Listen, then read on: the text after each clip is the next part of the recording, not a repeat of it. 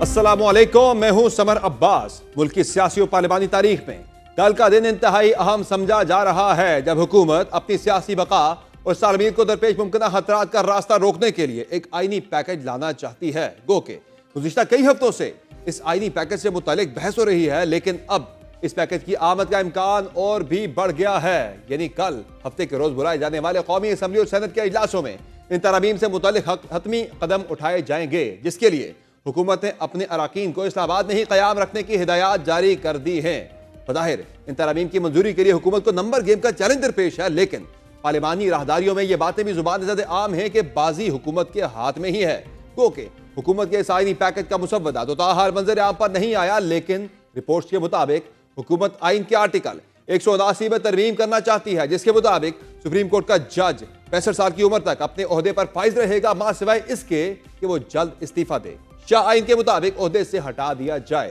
तहम हुकूमत supreme court के जजेस की रिटायरमेंट की उम्र बढ़ाकर 68 करने का इरादा रखती है। इसी तरह आइन के आर्टिकल 195 के मुताबिक हाई कोर्ट का जज 62 साल की उम्र तक अपने ओहदे पर फाइज रहता है, जब तक वो जल्द इस्तीफा दे या आइन के मुताबिक ओहदे से हटा दिया जाए। इधर भी हुकूमत हाई कोर्ट के जजेस की रिटायरमेंट की उम्र 65 साल करने का इरादा रखती है। इसके अलावा जजेस तकर्री के तरीक़ाकार में भी तब्दीली का इम्कान है। जुडिशल कमीशन और पार्लिमानी कमेटी को एक बनाने की तजवीज़ भी आईनी तरमीम का हिस्सा हो सकती है।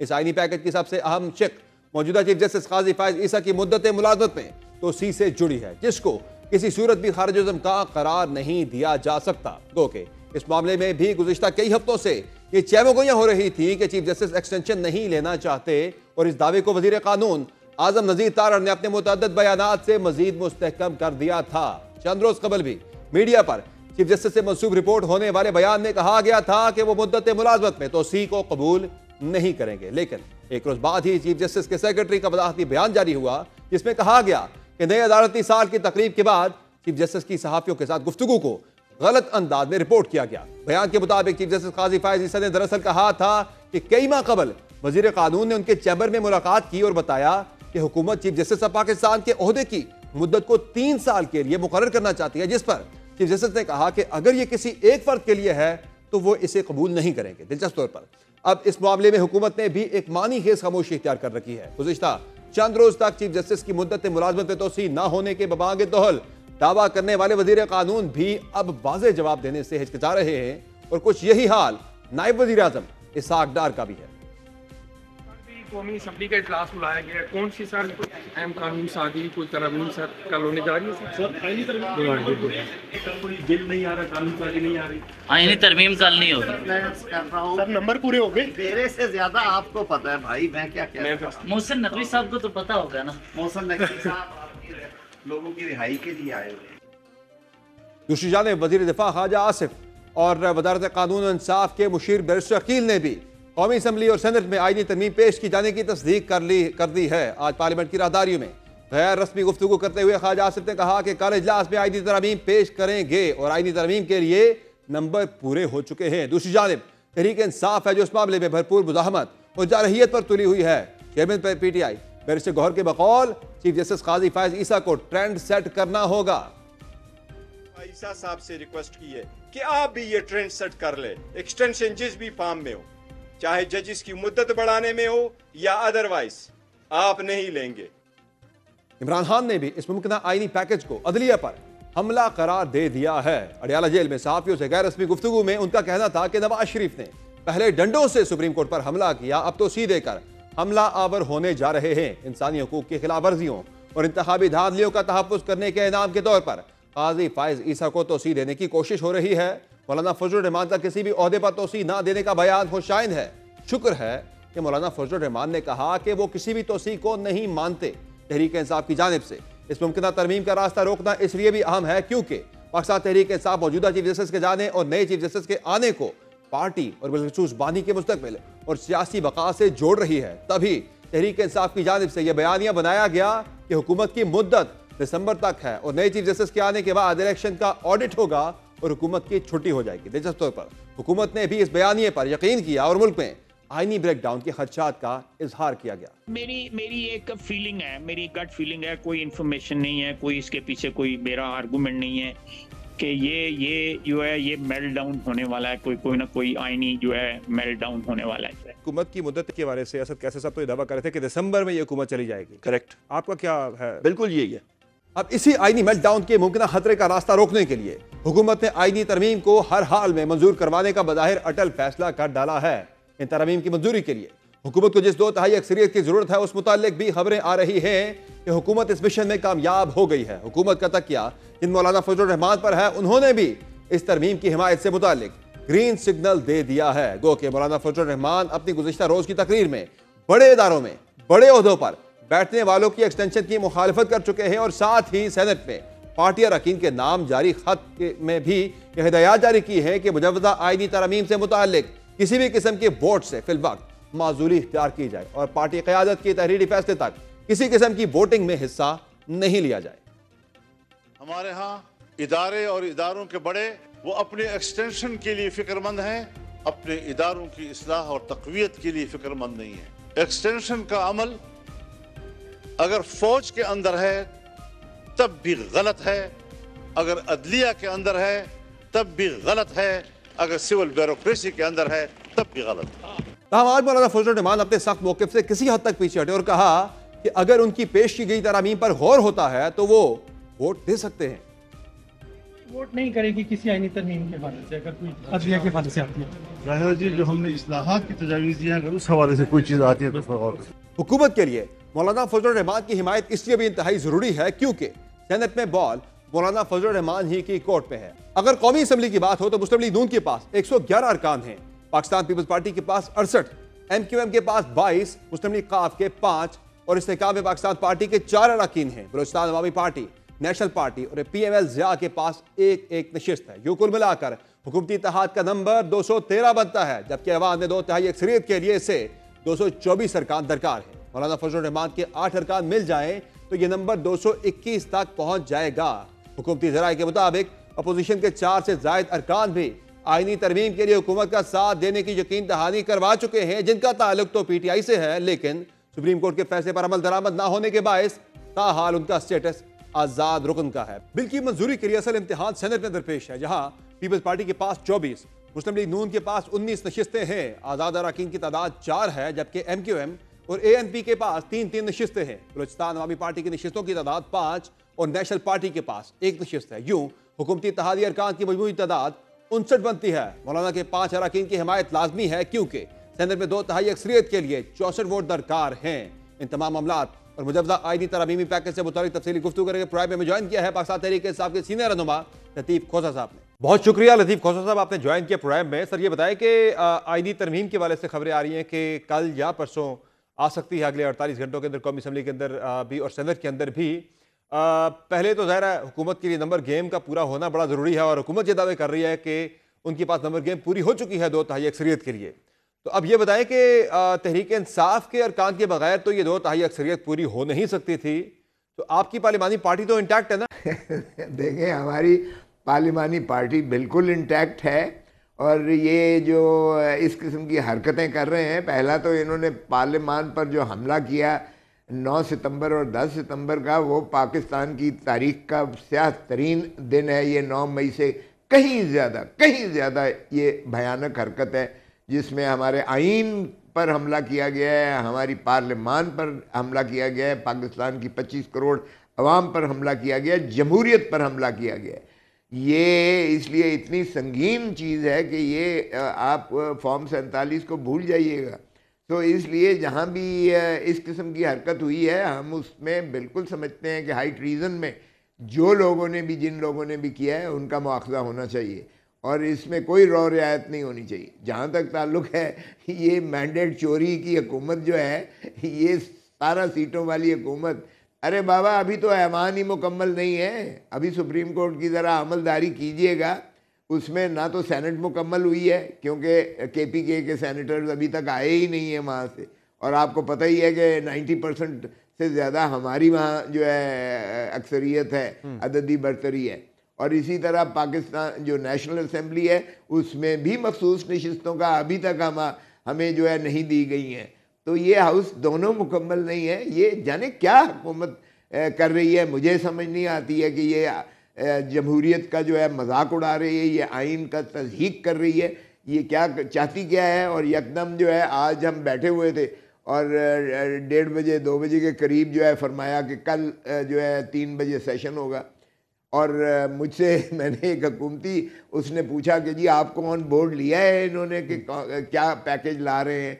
मैंने कहा भाई आप हुकूमती पार्टी हो, आपको पता होगा। कहता है हमें भी कोई पता नहीं है। तो कभी इतना सीक्रेटिवली कभी आपने तसव्वुर कर सकते हैं कि आइन में कानून की तरमीम नहीं, आइन की तरमीम इतनी सीक्रेटिवली रखी जा रही हो। अब कल पटारी से क्या निकालते हैं, ये कौम को एक और अजाब और अजियत में ये मुब्तला करते हैं, तो ये भी हम देख लेंगे जो कुछ इस माशाल्लाह हुकूमत की 3 जहाँ साल तक तो 3.5 ताल्लुक है साल की मखसूस नशिस्तों का, कारकर्दगी है। ज़ाहिर है मखसूस नशिस्तों के बगैर ही हुकूमत के पास अगर 2/3 का नंबर मैनेज अगर हो जाता है तो उसके लिए लाजमी नहीं है। ज़ाहिर है आपका नंबर बहुत कम है, आप तो उनसे ज़ाहिर है आप तो 100-103 पे खड़े, तो वो तो आपसे बहुत आगे हैं। तो आपके मखसूस नशिस्तें आकर भी आप जो है वो 2/3 उनकी नहीं रोक सकते। हाँ, आपके चंद एक अरकान 4-5 अरकान अगर आपके मैनेज कर लेती है हुकूमत, जो कि 41 हैं, वो जो 41 आपके इंडिपेंडेंट हैं उनमें से 4-5 को भी अगर गवर्नमेंट मैनेज कर लेती है तो फिर वो 2/3 उनकी मैनेज होती है। तो मैं इसीलिए आपसे पूछ रहा था कि आपकी पार्लिमानी पार्टी इंटैक्ट है या नहीं है, कहीं आपके अरकान पे नकब तो नहीं लग गई। और दूसरा जो जी समर यार समर, एक बात तो ये है कि क्यों आप भूलते हैं वो सुप्रीम कोर्ट का फैसला जिसमें सुप्रीम कोर्ट ने जो है अपना प्राइम मिनिस्टर साहब के फर्जंद अर्जमंद को चीफ मिनिस्ट्री से उड़ा के परे मारा था। और उसमें उन्होंने लिखा था कि ये डिफेक्शन ही सिर्फ नहीं होगी कि वो उनकी सीट जाती रहेगी, सर उसी सुप्रीम कोर्ट ऑफ पाकिस्तान के अभी एक रिसेंट फैसले के अंदर तो 41 अरकान जो कि पाकिस्तान तहरीक इंसाफ के सुन्नी इत्तेहाद कौंसिल में गए थे उन्हें इंडिपेंडेंट डिक्लेयर किया गया है। अभी तक वो नोटिफाई नहीं हुए पाकिस्तान तहरीक इंसाफ के अरकान के तौर पर। आपको किसने कहा है जनाब, ये आप तशरीह अपनी हुकूमत वाली न कीजिएगा। मैं तो हुकूमत की बात कर रहा हूँ ना, उनका प्लान तो यही है, नोटिफाई तो नहीं हुए ना अभी तक। और 8 रुकनी जो यही है, देखें सुप्रीम कोर्ट के जो 8 रुकनी बेंच जिसकी सरबराही सीनियर प्यूनी जज मंसूर अली शाह साहब ने जो फैसला सुनाया था, उसमें ये सारी चीज़ों को बड़ा वाज़े तौर पर किया है।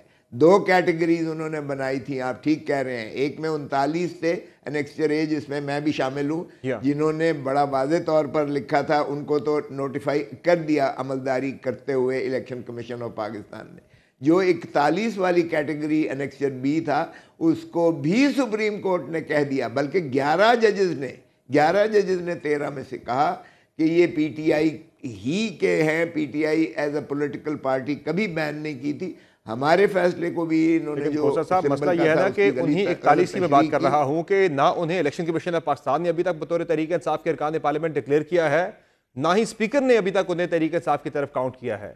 तो अगर तो जो 39 हैं जिनमें आप भी शामिल हैं, जो तहरीक इंसाफ के अरकान कौमी असम्बली गर्दाने जाते हैं, उनमें से कोई बंदा अगर वोट करता है इस आईनी तरमीम के अंदर, उस पर तो डिफेक्शन क्लॉज लगती है। लेकिन जो 41 अरकान हैं जिन्होंने अभी तक किसी पार्टी को ज्वाइन नहीं किया, अगर वो वोट करते हैं आईनी तरमीम के ऊपर, उन पे तो डिफेक्शन क्लॉज नहीं लगेगी। आप खुद माहिर कानून, आप तो इस बात को बेहतर समझते हैं। जी नहीं, देखें ये पार्लिमानी पार्टी का फैसला होता है। पार्लिमानी पार्टी हमारी फैसला कर चुकी है, दोनों ने लिख कर दे दिया हुआ है। गौहर ने भी लिख कर दे दिया हुआ है, बैरिस्टर गौहर ने जो पीटीआई के सरबराह हैं, और इसी तरह साहिबजादा हामिद रजा साहब ने भी ये रिटन इंस्ट्रक्शंस दे दी हैं कि हमने इस जो है इस ऐसी कोई तरमीम होगी तो हम उसमें इसका मस्बत जवाब नहीं देंगे, वोट नहीं देंगे इस तरमीम पर। सो डिफेक्शन क्लॉज इन पर 41 के 41 पर भी उसी तरह लगेगी सुप्रीम कोर्ट के फैसले की रोशनी में। इलेक्शन कमीशन की बदनीयती और बददियानती तो बड़ी वाज़े तौर पर उस फैसले में लिखी हुई है, बल्कि उन्होंने तो कहा कि इन्होंने आइन को सबवर्ट किया है।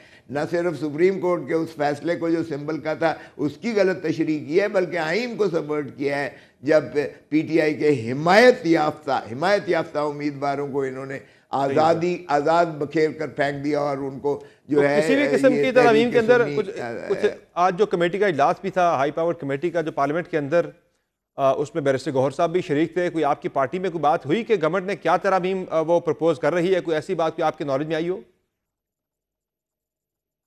देखें यार, एक तो पहला मैं आपका जवाब देता चलूं कि हमारा एक रुकन भी नहीं टूटा है। अगर तो किसी ने सियासी खुदकुशी करनी है तो वो और बात है, लेकिन कभी आप तसव्वुर कर सकते हो समर यार, जब जिस पार्टी का इतना ऊंचा ग्राफ हो कि अब तो पहले तो 70% था, अब 90% अवाम जो है वो पाकिस्तान और उस तहरीक 90% में रहीम यार खान भी आता होगा, जहां से है। काली आप कौमी असम्बली की अपनी ही छोड़ी हुई सीट हारे हैं। अरे बाबा, इदारों को देखें, इदारों को नहीं चाहिए मुदाखलत करें। इदारे तो बारहा कहते हैं कि हमारा सियासत में कोई दखल अमल नहीं है, हम किसी सियासी जमात के साथ नहीं हैं और ना कोई हमारी फेवरेट है, ना किसी के हम मुखालिफ हैं।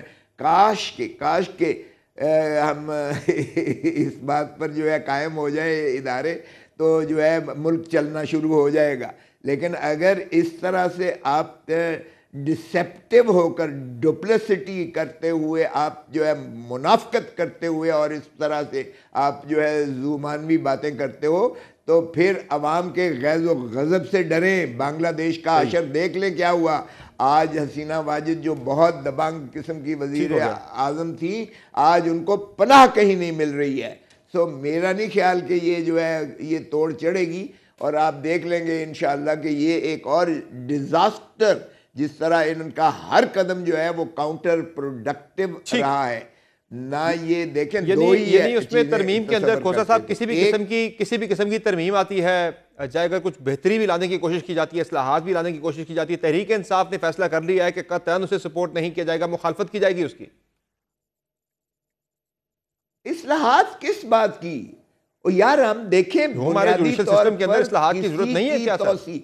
देखें, कोई इस्लाहात नहीं हो रही हैं, ये बददियांती पर मबनी है। ये पार्लियामान वैसे ही फॉर्म 47 की पैदावार है, ये अवाम की नुमाइंदा पार्लियामान नहीं है। माफ़ कीजिएगा, पहले ये तो समझ ले कि क्या ये वाकई अवाम की आवाज़ है जो बैठी हुई है ऐवानों में। ये डाकू हैं, इन्होंने आप भी उसी पार्लियामेंट के अंदर बैठे हैं और ये और इस तरह के गासिब पार्लियामेंट के तौकीद की बड़ी बातें कर रहे थे सर, ना दुनिया तस्लीम कर रही है। सही है। तो खोसा साहब, मुझे अब ये बता दें कि ये तो चले, अब देखते हैं कल या परसों तरमीम आती है, तो आपने तो फैसला कर लिया कि उसकी मुखालफत करनी है, हालांकि आपने अभी तक उसका ड्राफ्ट नहीं देखा कि तरमीम के अंदर है क्या, भी कुछ इस्लाहात भी उसके अंदर हो सकती हैं। बहरहाल आगे बढ़ते सर, ये बताएं कि अली अमीन गंडापुर साहब के हवाले से आज ख्वाजा आसिफ साहब ये दावा कर रहे थे कि वो जो रात वो गायब रहे थे, वो कोहसार में मौजूद थे, वहाँ पे कह रहे हैं कोई माफिया तलाफियाँ की उन्होंने जाके। तो ये क्या मामला है गंडापुर साहब का? कोई क्लैरिटी आज नहीं रही कि वो जो गए थे वो क्या मामला था, क्यों गए थे, बुलाए गए थे या खुद से गए थे? देखिए, पहले तो ये है कि समर, अगर किसी चीज़ को स्पॉइलर करना हो ना, तो ख्वाजा आसिफ जैसे बंदों को बीच में बिठा दो। पार्लियामान में भी सबसे ज़्यादा जो फसाद की जड़ बनती है वो ख्वाजा आसिफ बनते हैं। ख्वाजा आसिफ खुद रेहाना डार से बुरी तरह हारा हुआ है। एक हारा हुआ शिकस्त खुर्दा शख्स जो है बैठ कर भड़के मारे और कहे कि कोई हया होती है, कोई शर्म होती है, तो उनको खुद जरा, मैं तो उनकी इन्फॉर्मेशन की बात कर रहा हूँ सर, मैं तो उनकी मालूमात के ऊपर आपसे सवाल कर रहा हूँ। जो वो कह रहे हैं कि कोसार में गए, रात सारी वहां गुजारी, वो क्या मामला था? बुलाए गए थे या खुद से गए थे गंडापुर साहब वहां पर? देखें, उनकी पहले भी बतौर चीफ मिनिस्टर के उनका इंटरेक्शन रहता है, बिल्कुल उनको बुलाया था, इसमें कोई दूसरी आरा नहीं है। और वो बबांगे दोहल गए थे, इसमें कोई ऐसी बात नहीं है।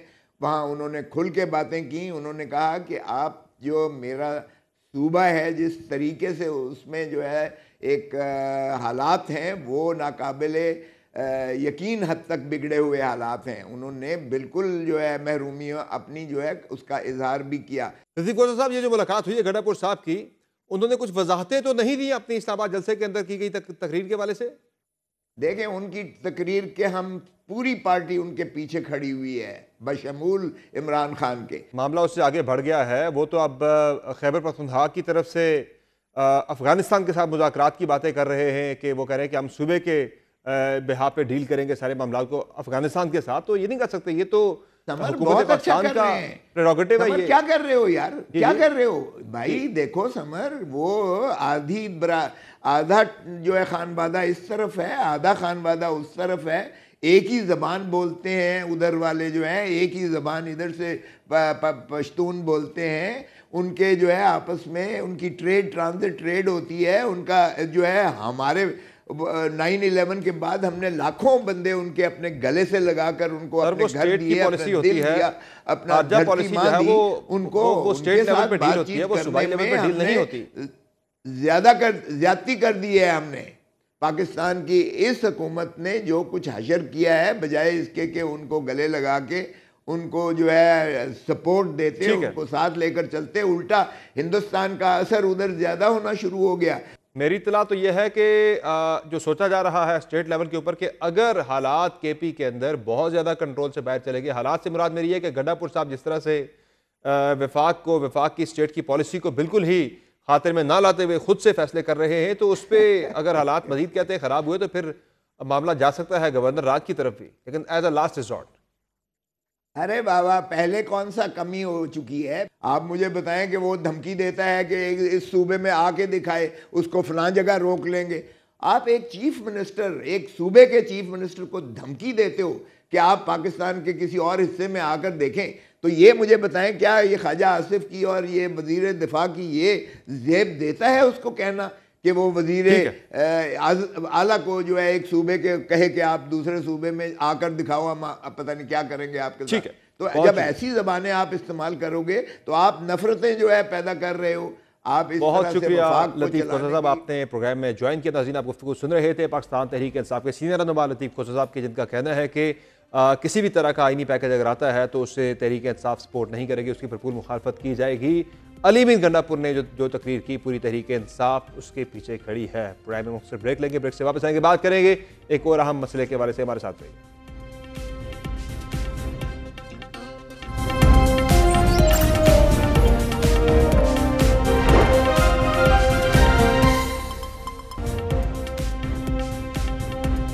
Welcome back. इस्लामाबाद में तेजी से बदलती सियासी सूरत हाल पर तजिया शामिल करेंगे सीनियर साफी तजज़ियाकार मोहम्मद मालिक साहब का, जबकि बात करेंगे सुप्रीम कोर्ट ऑफ पाकिस्तान के जजेस इस मुजवज़ा आईनी तरामीम से मुतालिक जो पैकेज है उसको कैसे देख रहे हैं, वहाँ क्या सोच पाई जा रही है, किस तरह से देखा जा रहा है सारी सूरत हाल को। बात करेंगे अब्दुल क़य्यूम सिद्दीकी साहब से, सीनियर साफी और तजज़ियाकार हैं। पहले बात करते हैं मालिक साहब से। मालिक साहब, बहुत शुक्रिया आपने ज्वाइन किया प्रोग्राम में। ये बताएं कि जो हुकूमत आईनी तरमीमी पैकेज ला रही है, ज़ाहिर कौमी असम्बली और सेनेट में नंबर गेम हुकूमत के लिए बड़ा चैलेंज था, कि कैसे पूरी होगी नंबर गेम हुकूमत के लिए? समर साहब, नंबर्स उसी तरह पूरे हुए जैसे हमेशा हुए। जैसे खान साहब बिल्स भी अपने पास करवाते थे तो वो भी एक हिस्सा होता है, लेकिन आई थिंक सबसे बड़ा रोल ये है जो JGY की सपोर्ट बिल्कुल आ रही है इनके साथ। और आज तो मौलाना साहब ने उस पर कन्फर्म भी कर दिया है कि अगर हमारी बातें जो हम कह रहे हैं अगर उनके करीब होंगी तो बिल्कुल वोटिंग का सोचा जा सकता है। सो मेरा ख्याल है कि प्रॉब्लम गवर्नमेंट का ज़्यादा अभी तक सेनेट की कुछ सीट्स का था और वो क्लियरली हल होता नज़र आ गया। और आज ख्वाजा आसिफ साहब ने भी कह दिया है, बैरिस्टर कील ने भी कह दिया कि हमारे नंबर्स पूरे हैं, तो फिर यकीनन पूरे हो गए होंगे। वजूहात तो दोनों ही आपके सामने हैं।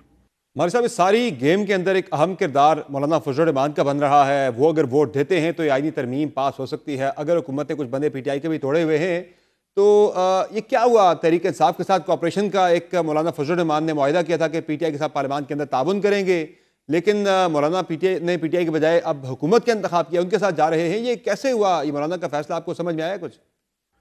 देखिए, मौलाना साहब का गवर्नमेंट के साथ जाना कोई मैं इतना हैरान नहीं हूँ, क्योंकि जब उन्होंने तहरीक से अलहदगा की थी कि सड़क पे हम तहरीक नहीं चलाएंगे PTI के, वही एक इंडिया था, इशारा था कि कुछ चीज़ें काफ़ी सीरियसली आगे बढ़ गई हुई हैं। फिर प्रेसिडेंट साहब का उनके घर जाना चल के, फिर प्राइम मिनिस्टर का जाना, और दोनों मीटिंग्स में हमारे इंटीरियर मिनिस्टर साहब भी मौजूद थे। वो भी बड़ी इंटरेस्टिंग डेवलपमेंट नज़र आ रही थी।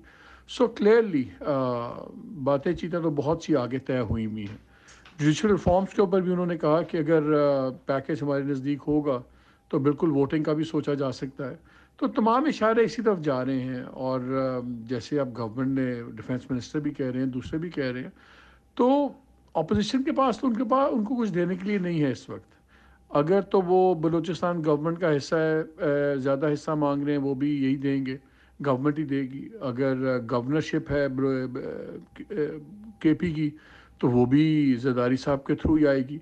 अगर बाकी चीज़ें हैं सेनेट के अंदर, उसमें PMLN और पीपल्स पार्टी को मिलकर चीज़ें करनी पड़ेंगी।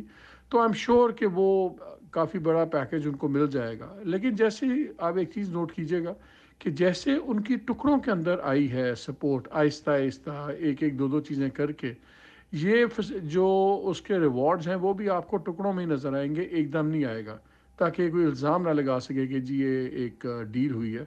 सो डेवलपमेंट्स होंगी इंटरेस्टिंग, उनका वापस आना भी टुकड़ों में डेवलपमेंट्स है, और जो उनकी चीज़ें अल्टीमेटली उनके हक में जाएंगी वो भी डेवलपमेंट्स का सिलसिला अब्दुल क़य्यूम सिद्दीकी साहब, ये बताएं कि इस वक्त ज़ाहिर है पूरे मुल्क पे लोग बड़े तजस्सुस से देख रहे हैं पार्लियामेंट की तरफ कि किस तरह का तरमीमी पैकेज आता है, किस तरह की तरमीम लाई जाती है, मकसद उनका क्या है, उस पर भी हर बंदा बड़े तजस्सुस का शिकार है। तो obviously supreme court of Pakistan के जजेस भी बड़े जो है वो कीनली इस सूरत हाल को ऑब्जर्व कर रहे होंगे, वहाँ क्या कैफियत पाई जा रही है?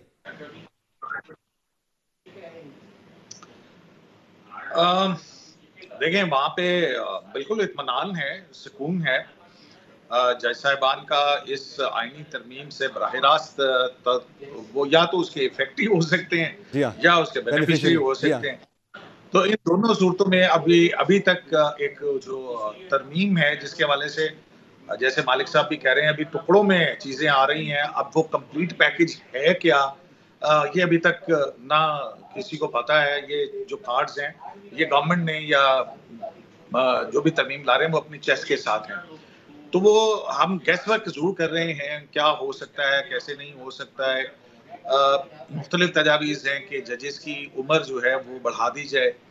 अगर जजेस की उम्र बढ़ा दी जाती है तो उसमें किसी जज को नुकसान नहीं होता है, सबकी उम्र जो है वो बढ़ जाएगी। और अगर नुकसान होगा तो सिर्फ इतना सा हो सकता है कि अगर की बात कर रहा हूँ मैं कि 68 अगर फर्ज करें एक नंबर जो है वो सुप्रीम कोर्ट ऑफ पाकिस्तान के जजेस के लिए और हाई कोर्ट के लिए 65 का कर दिया जाता है, तो उससे क्या होगा, उससे किसी जज को कोई नुकसान तो नहीं होने लगा है। यही होगा कि एक शायद होगा उसमें एक चीज होगी शायद अब्दुल क़य्यूम सिद्दीकी साहब, उसमें एक सिनेरियो ये बन सकता है कि काजी फैज ईसा साहब के ज़रा साल 2 बढ़ जाएंगे और आगे इंतजार करना पड़ जाएगा मंसूर अली शाह साहब को मजीद 2 साल। अगर 68 होती है तो फिर 3 साल बढ़ जाएंगे। जी हाँ, तो आगे जो है वो इसमें ये मुनीब अख्तर साहब जो हैं वो शायद इस दौर से बाहर हो जाएंगे इस सिनेरियो में। नहीं, मुनीब अख्तर साहब भी बाहर नहीं होंगे। मुनीब अख्तर साहब को 6 साल इंतजार करना पड़ेगा बजाय 3 साल के। सही हो गया। अच्छा, दूसरा ये बताएं कि इस सारे मामले के अंदर अभी एक जो बात हो रही है एज वाला मामला हो गया, दूसरा वो जो तीन जजेस के सारी फ्लाइट जो है सब्जेक्ट टू सर वो जो एक पैनल में से चीफ जस्टिस के इंतखाब की बात हो रही है, उस सूरत में तो मंसूर अली शाह साहब के लिए खतरा की घंटियां बज सकती हैं। देखें, अभी तक वही बात है कि मंसूर अली शाह साहब के लिए खतरे की घंटी बज सकती है, तो फिर 3 में तो फिर दूसरे कौन 3 हो सकते हैं ना, अगर फर्ज करें जैसा कि आप कह रहे हैं, अगर इसको एनालाइज करें 4 या 5 की बात भी हो रही है, 5 तक की बात हो रही है कि 5 का पैनल भी लाया जा सकता है सामने। जी हाँ, असल में देखें ये इस हवाले से क्योंकि ये 18वीं आईनी तरमीम के अंदर ही सीनियर मोस्ट जज ऑफ द सुप्रीम कोर्ट जो है 175 सब क्लॉज 3 के अंदर तरमीम की गई थी, और इसकी बैकग्राउंड जो थी वो अल जिहाद ट्रस्ट केस था जिसमें सीनियरिटी की प्रिंसिपल के ऊपर था। आज के जुडिशल कमीशन के इजलास के अंदर 2-3 चीजें बड़ी अहम हुई हैं। जो रूल्स मेकिंग कमेटी थी जो अमेंडमेंट करने के लिए जिसकी प्रपोजल आई और उसके मुहर्रिर भी जस्टिस मंसूर अली शाह थे, तो हाई कोर्ट के चीफ जस्टिस के लिए भी जो सीनियरिटी का एक प्रिंसिपल सेट था, या कहते थे कि लेजिटिमेट एक्सपेक्टेंसी का प्रिंसिपल है कि सीनियर मोस्ट जज ही हाई कोर्ट का चीफ जस्टिस बन सकता है। अब यहाँ पे कवायद के अंदर जो तब्दीली हुई है, जो आज हमारी खबरें हैं उसमें उस असामी के लिए बिल्कुल जैसे सालिया नीलम की तकरीर हुई उस तरह से हाई कोर्ट के चीफ जस्टिस की तकरीर के लिए 3 नाम आया करेंगे। तो एक तो ये भी बात है। दूसरा जो है इस सीनियर मोस्ट जज के तकरीर के हवाले से होता क्या था, होता ये था कि आपने देखा होगा कि उमर अता बंदयाल साहब के दौर के अंदर 5-7 तकरीरें हुई हैं मंसूर अली शाह साहब से साकिब निसार साहब के बाद से। तो हर वो जज जिसको उन्होंने अपॉइंट किया वो इस तरतीब में जो सीनियर मोस्ट के हवाले से होगा वो मुस्तकबिल का चीफ जस्टिस जरूर बनेगा। तो ये आप ये देखिए कि चीफ जस्टिस के लिए जो गोटियां फिक्स करनी होती हैं वो कब से शुरू हो जाती हैं। तो ये भी एक जो है वो उसकी वजह से मामला जो है वो तशवीश का शिकार होते थे, तशकीक का शिकार होते थे। अब जब भी कोई चीफ जस्टिस रिटायर होने लगता था, मैं इफ्तिखार मोहम्मद चौधरी साहब के बल्कि जस्टिस आजम हुसैन सिद्दीकी साहब जो जब चीफ जस्टिस थे उस वक्त से देख रहा हूँ कि जब भी चीफ जस्टिस की रिटायरमेंट का वक्त आता है तो इस तरह की जो है वो बातें जरूर आती हैं। एक्सटेंशन की इफ्तिखार चौधरी साहब के दौर के अंदर भी आई, खोसा साहब के दौर के अंदर भी आई। खोसा साहब के दौर के अंदर तो ये जनरल बाजवा के एक्सटेंशन का जब जस्टिस मंसूर अली शाह साहब ने फैसला दिया है तो उसके बाद बाकायदा जो फखर इमाम साहब थे उन्होंने इस टेन्योर को फिक्स करने का बिल भी पेश किया था पार्लियामेंट के। तो अब जो है ये, क्योंकि ये तकर्रियों का सारा जो अमल है जुडिशियल अपॉइंटमेंट्स, अब इसमें हम ये नहीं कह सकते हैं कि सिर्फ पॉलिटिशियंस का कसूर है। हम अगर अपना ये माजी खंगालें ना तो हमें ये नजर आता है कि वो चाहे मईशत के मामलात हों तो रेकोडिक जैसे मामलात आते हैं कि $10 बिलियन तक आपको नुकसान होता है एक जजमेंट की वजह से। प्राइवेटाइजेशन का फैसला होता है, यही मामला माली साहब की तरफ भी लेकर जाना चाहूंगा। सियासतदानों की नाअहलियों के फैसले होते हैं ताया, तब नुकसान होता है। सर आपका पॉइंट आ गया। मेरा ख्याल जुडिशरी ने खुद इनवाइट किया है कि यहाँ पे आए। मालिक साहब ये बताएं कि मंसूर अली शाह साहब का चीफ जस्टिस बनना फिलहाल आपको लग रहा है कि मौखर हो रहा है इस तरमीम की वजह से, या मुस्तकिल तौर पर उनका रास्ता रुक जाएगा? देखिए, ये जो सवाल है ये तो उनके रिएक्शन से, जस्टिस मंसूर अली शाह साहब और दूसरे जजेस के रिएक्शन से हमें पता लगेगा, क्योंकि जिस तरह अब अमेंडमेंट्स नज़र आ रही हैं तो चीफ जस्टिस साहब की एक्सटेंशन भी यकीनी नज़र आ रही है। फिर जो अगले जितने जज आने हैं सुप्रीम कोर्ट में वो भी इन्होंने ही रेकमेंड करने हैं और 3 मेंबर कमेटी उनमें से चूज़ करेगी, तो टोटल जजेस भी इनके। ठीक है, बहुत शुक्रिया मोहम्मद वाली साहब आपका और अब्दुल कयूम सिद्दीकी साहब आपने प्रोग्राम में ज्वाइन किया। नाज़रीन, प्रोग्राम में मुख्तसर ब्रेक लेंगे, ब्रेक से वापस आएंगे, बात करेंगे क्या पाकिस्तान में एक और मिनी बजट आ रहा है। बात होगी ब्रेक के बाद, हमारे साथ रहिए।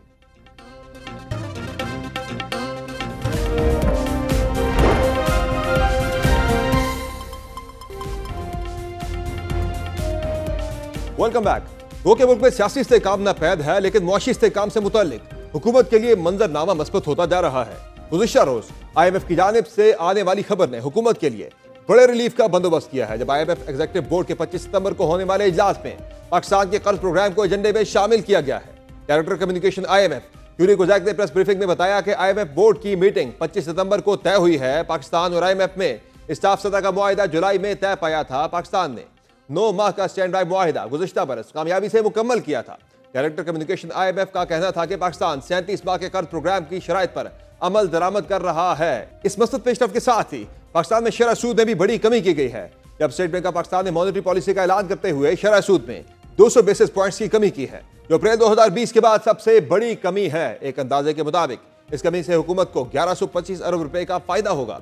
शरह सूद में कमी के अलावा हुकूमत के लिए मुआशी मैदान से एक और बड़ी खबर तेजी से गिरती हुई महंगाई की सूरत में भी सामने आई है, जो अब सिंगल डिजिट पर आ चुकी है। विफाकी इदारा अशमारियात की ताज़ा रिपोर्ट के मुताबिक अगस्त में अफराद ज़र की शरह 9.64% रही, जो तकरीबन 3 साल बाद सिंगल डिजिट पर आई है। आदाद शुमार के मुताबिक यह शरह 34 माह की कम तरीन सतह पर है। अक्टूबर 2021 के बाद पहली बार मुल्क में अफराद ज़र की शरह सिंगल डिजिट हुई है। मई 2023 में महंगाई 38% सालाना की शरह से बढ़ रही थी। इन एक के बाद एक मस्बत खबरों पर हुकूमत भी शादियाने बजा रही है और कल तक मुआशी मैदान में हुकूमत पर कड़ी तनकीद करने वाले इत्तेहादी बिलावल भुट्टो जरदारी भी हुकूमत की तारीफ करते दिख रहे हैं।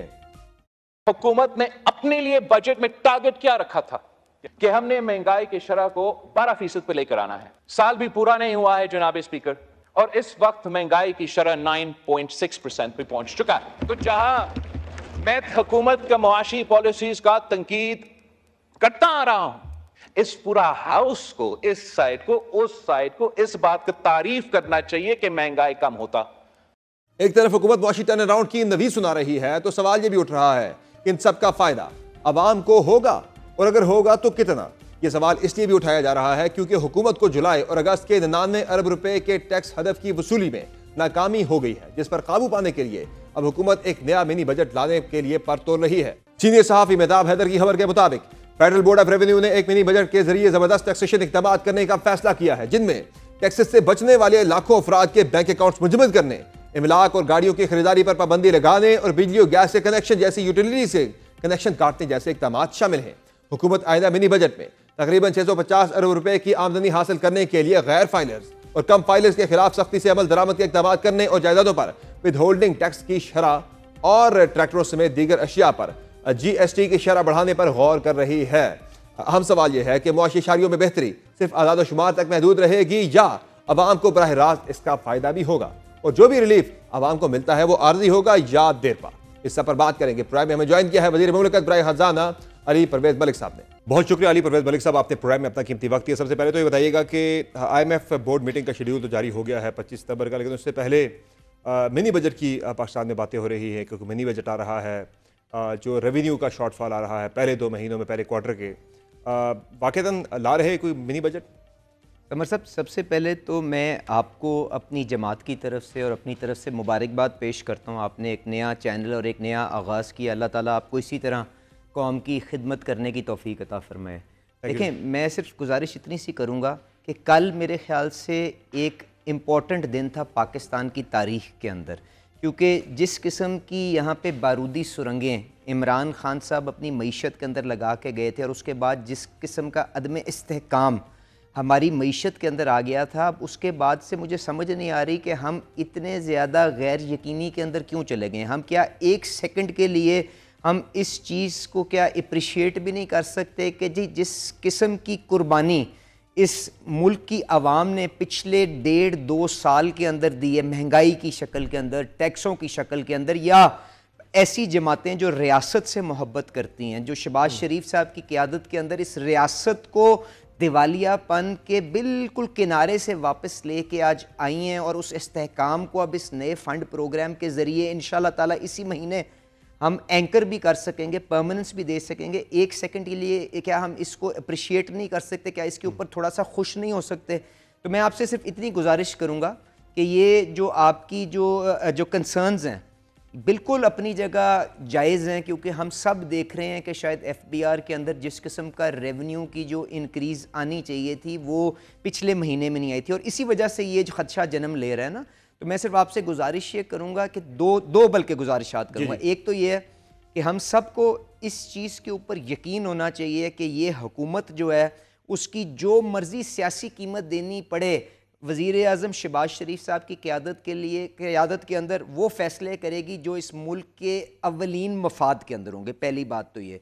और उसके बाद अगर खुदा ना खास्ता देखें, हम IMF का फ्रेमवर्क जिसको हमने बड़ी तगोदो के साथ अचीव किया है उसको किसी सूरत भी कॉम्प्रोमाइज़ नहीं कर सकते, क्योंकि आपके अगले 2-4 साल के अंदर $100 अरब की आपकी पेमेंट्स दरकार हैं और आपको IMF के उस सर्टिफिकेट के बगैर शायद दुनिया के अंदर और कैपिटल मार्केट्स के जरिए तो आपके दरवाजे बंद हो जाते हैं। और ये जो फिच के अंदर रेटिंग्स इंप्रूव हो रही हैं, ये जो आपकी मूडीज़ की रेटिंग्स इंप्रूव हो रही हैं, जिससे आप बैनुल-अक़वामी मंडी से जाके डेट उठा सकते हैं, अपने आप को रीफाइनेंस कर सकते हैं, अपने दोस्तों के ऊपर बोझ का बाइस नहीं बन सकते। उन्होंने पहले ही बेपनाह मदद चाइना ने, सऊदी अरेबिया ने सबको की है, उसको देखते हुए हमने इसको प्रोटेक्ट करना है। उसके लिए IMF की मशावरत के साथ जो उनके खदशात होंगे देखें, क्योंकि शहबाज शरीफ साहब अभी सर मसला ये आ रहा था कि मैं आपसे उसे करना है और आपकी बातों से गुफ्तगू से मुझे लग यही रहा है कि हमने इस प्रोग्राम को बचाना है, उसके लिए हमें जो करना पड़ा करेंगे।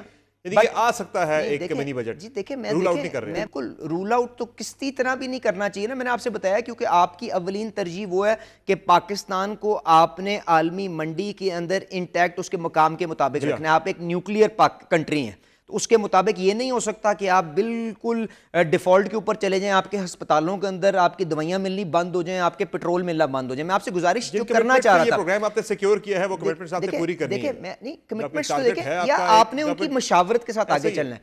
अब देरपा इस्लाहात का एक एजेंडा शहबाज शरीफ साहब लेके चल रहे हैं, पूरे FBR को डिजिटाइज कर रहे हैं, वहाँ पे नई टीम आ गई है, उसको आपने कुछ ना कुछ टाइम सेटल होने के लिए तो देना है ना।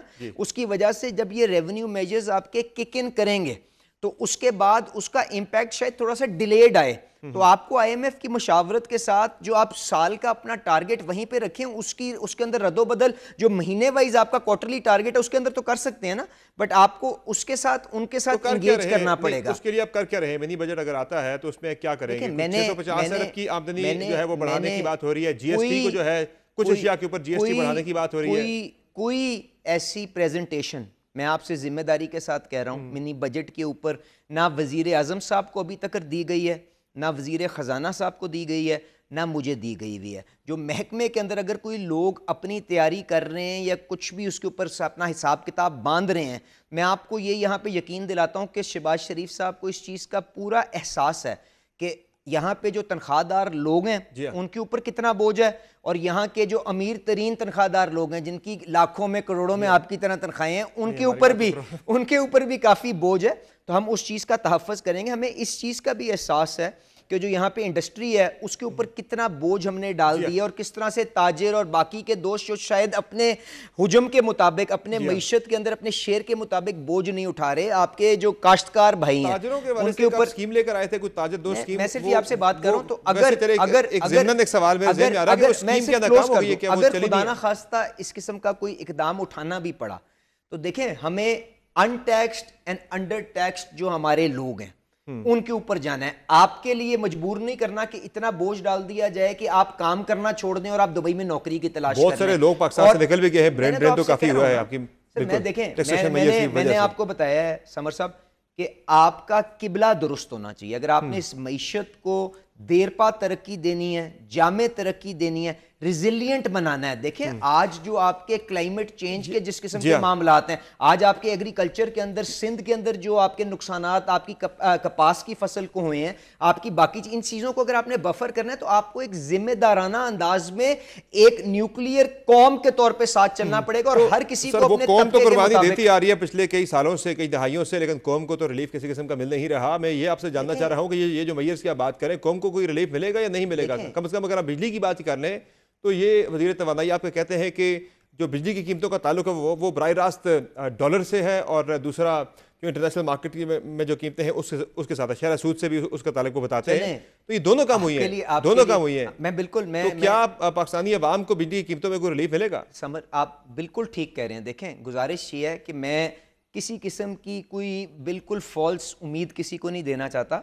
आपको अगर कोई रिलीफ देना है तो उसके लिए आपके पास वसाइल होने चाहिए, या किसी और तबके के ऊपर आप वो बोझ डाल के किसी को ट्रांसफर कर सकते हैं।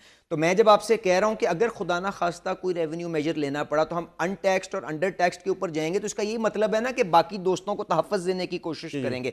इसके साथ दूसरी बात जो आपने की कि बिजली की बिलों की, देखें शहबाज शरीफ साहब ने क्या अपने पेट पे पत्थर बांध के अपने खर्चों को कम करके 50 अरब की रिलीफ 200 यूनिट तक जो हमारे कंज्यूमर्स हैं उनको दी कि नहीं दी? इस मुश्किल तरीन हालात के अंदर दी। उसके बाद पंजाब हुकूमत ने, मरियम नवाज शरीफ साहिबा ने क्या अपने पेट पे पत्थर बांध के अपनी हुकूमत के अखराजात कम करके नहीं दी?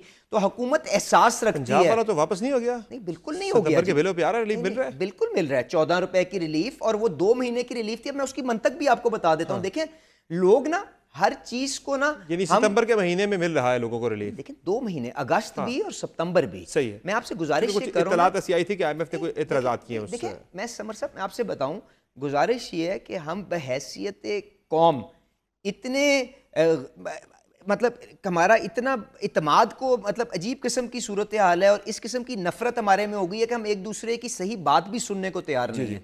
अब जो पंजाब गवर्नमेंट का रिलीफ था, वफाकी हुकूमत में उसमें कोई लेना देना नहीं था। ताजरों के वाले से आप एक स्कीम लेकर आए थे, ताजर 2 स्कीम, लगता है वो नाकाम हो गई। टोटल अब तक 6 लाख उसमें टैक्स आया है। और दूसरा ये बता दें कि अभी भी आप ताजरों को छूट देने की बात कर रहे हैं कि बैंक अकाउंट तक उन्हें डिक्लेयर ना करने से जो है वो, यानी कि उन्हें रिलीफ दिया जा रहा है कि बैंक अकाउंट भी वो डिक्लेयर ना करें, जबकि टैक्स फाइलर जो हैं उन पर जायदाद की खरीद पर भी आप जो है वो सख्ती बढ़ा रहे हैं। कोई मुश्किलात किसी के लिए नहीं है। अगर आप फाइलर हैं तो आपको हर किस्म की सहूलत दी जाएगी। मैं यहाँ पे एज रेवेन्यू मिनिस्टर, आप मेरी बात सुन लें ना। अब आपने कहा कि जी ताजिरों को छूट दी जा रही है, मैंने भी अखबारों में पढ़ा है। कौन सी छूट दी गई है मुझे बताएं। अब मेरी अर्ज सुन लीजिएगा, मेरी अर्ज तो सुन लें सर। गुजारिश ये है, ताजिर दोस्त स्कीम आई जिसके अंदर उनको कहा कि आप अपने आप को रजिस्टर करा लें और इंडिकेटिव असेसमेंट, उसमें 6 लाख है। मेरी अर्ज तो सुने ना, मैं आपसे एक अर्ज सुन लें। इंडिकेटिव असेसमेंट के मुताबिक आप अपने जो हैं वो हम आपकी महीनावार डिडक्शन कर लेंगे, ठीक है। गलत है, सही है, ये फाइनल तो है नहीं, इंडिकेटिव है ना। आज तक 30-40 लाख ताजरों के एवज आपकी 3 लाख रिटर्न जमा होती हैं और 18 अरब रुपए जमा होता है। आप जैसे दोस्त 350-400 अरब दे देते हैं तनख्वाह से कटवा के, तो उनको करने के लिए क्या कि रजिस्टर करा लो। अच्छा, अब रजिस्टर करवाने का मंतक क्या थी कि आपने रिटेल चेंज के अंदर फाइलर को आपने 0.5% विद होल्डिंग टैक्स कर दिया, नॉन फाइलर को 2.5% कर दिया है, और उसको कहा है कि भाई अगर तुम ये 2% एडिशनल टैक्स अपनी सेल के ऊपर अगर बचाना चाहते हो तो अपने आप को रिटर्न, अपना आपको रजिस्टर करा लो ताजिर दोस्त के ऊपर, और उसके ऊपर किसी एक अकाउंट का नंबर लिख दो। इसका ये मतलब तो नहीं है कि उसने रिटर्न जमा नहीं करानी, वो फाइलर होकर रिटर्न जमा करा देगा। गुजारिश ये है कि हर तरह से हमें अनटैक्स्ड एंड अंडर टैक्स्ड जो हमारी जो भी पॉकेट है, जो भी तबके हैं, उनके ऊपर बोझ डालेंगे तो हम वो रिलीफ दे सकते हैं। अच्छा, वरना आज दुनिया हमारे पे डॉलर निछावर करने को तैयार फाइनली नहीं है। सर ये बताइएगा कि शरह सूद कम की गई है कल 200 बेसिस पॉइंट्स, इसके साथ साथ महंगाई जो है वो सिंगल डिजिट में आ चुकी है, महंगाई बढ़ने की जो शरह है, ये सारे जो आप इंडिकेटर्स की आप बात कर रहे थे कि सारे बड़े मस्बत हैं, तो ये वक्ती तो नहीं है होगा ये, या आप कह रहे हैं कि ये एक शुरुआत है, ये एक बुनियाद है, एक ट्रेंड को रिप्रेजेंट कर रहा है कि आगे ये सारी चीज़ें डाउनवर्ड ही जाएंगी, या ये ना हो कि वक्ती हो सारा कुछ? देखें, आपका सवाल बिल्कुल जायज़ है। गुजारिश ये है लोगों को उम्मीद दें, आज चीज़ें बेहतर हो रही हैं ना मुश्किल फैसलों। अब शहबाज शरीफ साहब टीवी पे आके अपना जो इस्लाहात का एजेंडा है वो सामने पेश करेंगे और आपको बताएंगे। और ये बात भी मैं दोबारा दोहरा रहा हूं, आपने मिस कर दी कि आपने अपनी मुल्क की मईशत के अंदर जो तरक्की है उसको देरपा किस तरह बनाना है। ये नहीं है कि आप जब आपके खिलाफ वोट ऑफ नो कॉन्फिडेंस आए तो आप सऊदी अरेबिया से सस्ती कीमत पे पेट्रोल डीजल बेचना शुरू कर दें और आपका मुल्क दिवालिया हो जाए। सर मेरा क्या आपने वो नहीं सुना? मेरा नुक्ता भी यही था अली परवेज मलिक साहब, ये जो रिलीफ है ये आर्जी नहीं होना चाहिए, देरपा इक़दाम आप करें ऐसे कि देरपा पाकिस्तानी अवाम को रिलीफ मिल सके। मैं ना नजूमी हूं ना मैं ऐसी कोई बात करूंगा। अगर आप अपनी मईशत को इस्तेहकाम देने का जो रास्ता जो सारी दुनिया के अंदर मुल्कों ने जिसके ऊपर चल के इस चीज को देरपा बनाया है, अपने गिरफ्त को ताकतवर बनाया है कि आपके ये बुनियादी जो मसाइल हैं इनके ऊपर आप काबू रखें, अगर आप उस रास्ते पे चलते रहेंगे तो मैं आपको पूरी तरह से यकीन देता हूं कि इंशाल्लाह ताला उसके समरात हमारे इस मुल्क की अवाम को सबसे पहले मिलेंगे और आपको हम बाद में देंगे। और क्या कहते हैं, इसके ऊपर आखिरी दिन तक, जिस वक्त तक मैं इस कुर्सी पे बैठा हूं, अपनी आवाज उस अवाम के लिए जो तकलीफ के अंदर है, जो 40% की महंगाई के अंदर, जो दूध के ऊपर टैक्स दे के जो हर तरह से तकलीफ के अंदर है, बिजली के बिलों के बोझ तले दबी हुई है, उनकी आवाज बन के मैं कोशिश करूंगा कि मईशत का किबला और मईशत को और रियासत के मफादात को जो आलूदा सियासत आ गई है, आलूदा सियासत से लैदा कर दूं। एक सर जहां से हमने गुफ्तगू शुरू की थी कि मिनी बजट के हवाले से, कि मिनी बजट आ रहा है, तो ये कब तक रेवेन्यू मैयर जो है ये आप ले रहे हैं? सर कोई रेवेन्यू मैनेजर्स, मैंने आपसे कहा अभी तो हमारे आगे ना किसी ने प्रेजेंटेशन दी है, ना हमसे किसी ने मांगा है, ना मुझे पता है। मैं आपसे सिर्फ बता रहा हूं कि लोग अपना हिसाब किस तरह बना रहे हैं और देख रहे हैं कि क्या सूरत हाल है। इसके ऊपर हमारी कोशिश ये होगी कि हम सिर्फ और सिर्फ अपने टारगेट के अंदर रहते हुए इसके अंदर जो डिवीजन हुई हुई है, महीनावार जो डिवीजन हुई हुई है, उसको अगर हम आगे स्टेज कर लेंगे तो हमें कोई इकदाम नहीं लेने पड़ेंगे, क्योंकि हम उनको ये बताएंगे कि हम ये सारे काम कर रहे हैं। क्या आज से पहले कब एंड टू एंड डिजिटाइजेशन हुई है? क्या आज से पहले कब प्रॉपर्टी को आपने डॉक्यूमेंट करने के लिए प्रॉपर्टी टेबल्स को मार्केट वैल्यू के करीब करने की कोशिश की है? क्या आज से पहले ज़रूरी टैक्स लगने की बात की है? तो हमें थोड़ा सा टाइम दें, हम इन चीजों को कमिट करेंगे और इंशाल्लाह डिलीवर करेंगे। और आपने जो बड़ी गाड़ी आपने लेनी थी और उसकी वजह से थोड़ा आपने डिले किया क्योंकि टैक्स बढ़ गया, तो इंशाल्लाह ताला उसकी किस्त भी कम होगी और आप वो गाड़ी ले सकेंगे। चलिए सर, बहुत बहुत शुक्रिया, आपने अपना कीमती वक्त दिया। प्रोग्राम में नाज़रीन आप गुफ्तगू सुन रहे थे वज़ीर मुमलिकत बराए उमूर ख़जाना और रेवेन्यू जनाब अली परवेज मलिक साहब की, जिनका कहना है कि हुकूमत जो इक़दाम उठा रही है फौरी तौर पर भी आवाम को रिलीफ देने के लिए और साथ साथ लॉन्ग टर्म प्लानिंग हो रही है कि देर पा पाकिस्तानी आवाम को रिलीफ दिया जा सके। आज के प्रोग्राम में इतना ही, इजाज़त दीजिए, अल्लाह हाफ़िज़।